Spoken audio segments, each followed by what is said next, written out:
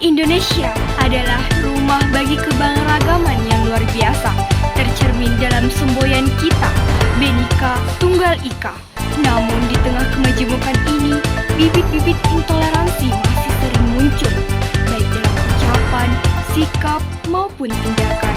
Sederhananya, intoleransi adalah sikap tidak mau menghargai atau menerima keyakinan, perbedaan pendapat, atau perilaku orang lain, terutama yang berbeda dari diri kita. Dalam bingkai Pancasila, intoleransi adalah musuh utama dari dua sila penting.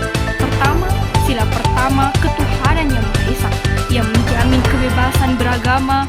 Intoleransi merusak sila ini karena alih-alih saling menghormati, ia justru memaksa pandangan agama tertentu kepada yang lain. Kedua, sila ketiga, persatuan Indonesia.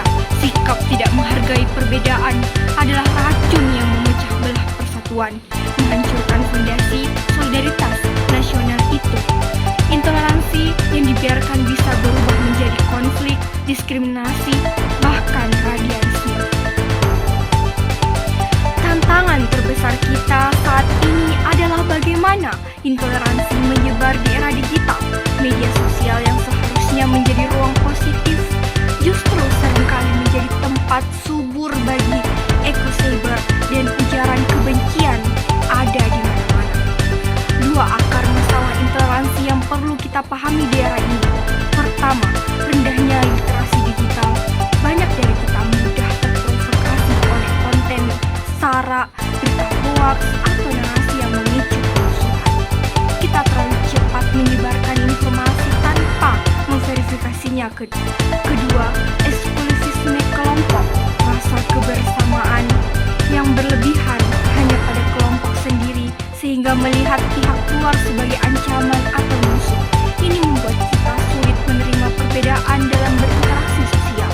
Intoleransi ini nyata, bisa berbentuk pelarangan kegiatan ibadah, pembatasan hak berpendapat, atau bahkan perundungan berbasis identitas.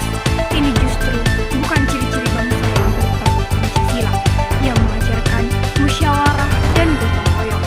Dan nilai ini hanya bisa berjalan jika ada rasa saling menghargai satu sama lain.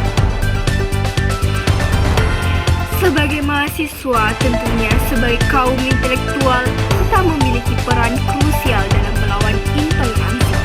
Saya merumuskan 3 komitmen tindakan nyata. Pertama, tingkatkan literasi digital dalam empati kritis.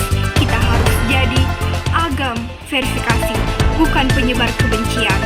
Sebelum share, selalu tanyakan apakah ini benar, apakah ini membangun. Kedua, mulai dari ruang terdekat. Praktikan apakah ini toleransi di lingkungan kampus dan pergaulan.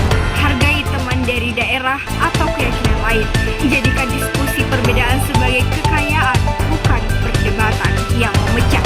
Ketiga, jadilah jembatan dialog.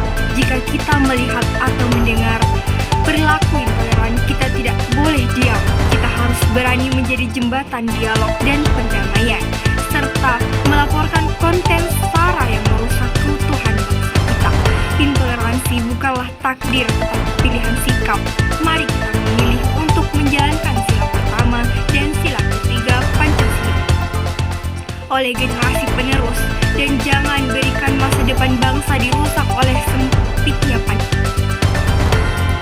Terima kasih telah mendengar. Semoga perenungan ini memicu kita semua